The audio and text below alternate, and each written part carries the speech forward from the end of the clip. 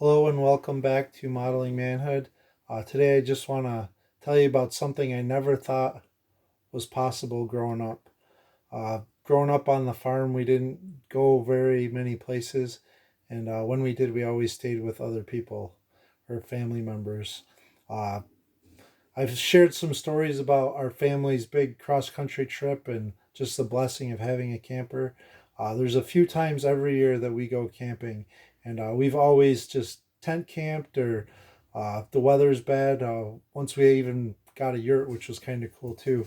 But having a camper now has just been a real blessing uh, for my kids and just something we look forward to and something that's kind of created a legacy in our family. And speaking of legacies and like things that I never thought were possible, in the book of Matthew, when we look at the genealogy of Jesus, I just want to read part of that to you guys. There's things in there that just don't make sense, or things if I were to write the Bible, I wouldn't have included in there. And starting Matthew 1, the book of the genealogy of Jesus Christ, the son of David, the son of Abraham. Abraham was the father of Isaac, Isaac the father of Jacob, Jacob the father of Judah and his brothers, and Judah the father of Perez and Zereth by Tamar. And I just want to stop right there. Tamar was married to Judah's oldest son, and he died, and then she married his next brother in line, and he died, and she was going to be given to the youngest son of Judah.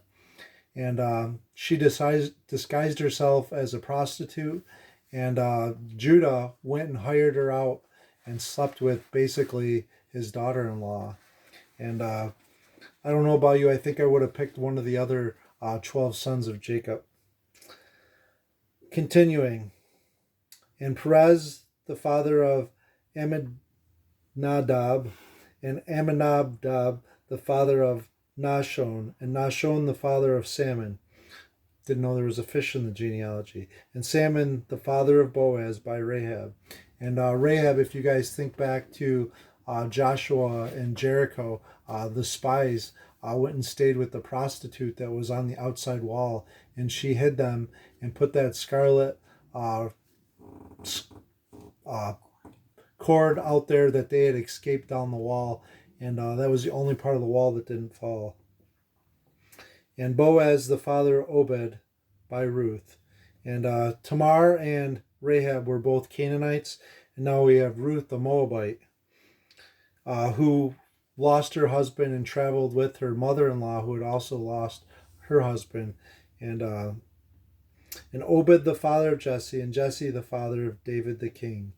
And that's like from Abraham all the way to David. And then it starts up with David, the father of Solomon, by the wife of Uriah. It doesn't even name Bathsheba. Remember, Bathsheba was the woman he saw when he should have been out to war. Up on the rooftop, he saw her bathing and had her come in, had sex with her, lost his first child with her after he was warned by Nathan. And then he sent Uriah back to battle because he wouldn't come in with his wife while he was called home.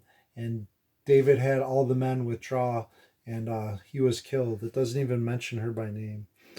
And I'm just going to stop there because, man, we all have black sheep in our families and things that we're not proud of, and things that if people knew about our family, they'd be like, oh my goodness, you're related to that person, related to that person, that person. And you know what? It doesn't matter who we're related to or who our mom and dad is. It all that matters is that our Father is Jesus Christ, and that Him alone we put our trust in. And going through these genealogies, there's names that I can't pronounce and names that you would probably struggle with too. But you know what? All these people are listed because they're important. And the New Testament starts with all these misfits and mess ups. But you know what? God used each one of them, and He wants to use you too. Going back to having a camper, one of the things that surprises me the most is like, you know what? I never envisioned having something like that or doing something like that.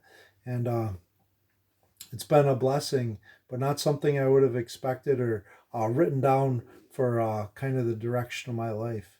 And you know what? There's things that are going to come up in your life that are going to be surprising to you too, and the Lord wants to use them, just like all these people here in Matthew. So make sure that you're available and listening to His guidance and His direction. He may take you on turns in the next week or the next month or the next year that you weren't expecting. And if your heart's not ready and your ears aren't listening, you're going to miss out on some great opportunities and miss out on being part of a legacy and a genealogy, and something that we just miss out on if we weren't being attentive. So thank you guys for joining us. As always, thank you. God bless. And remember to get in your Bible. Be surprised at everything He does. I've mentioned that I love the word but. It's like God's always going to kind of flip the story when I see that word. And I look forward to that and have it underlined quite a few times in my Bible. But if we're not listening, He can't be leading in our lives.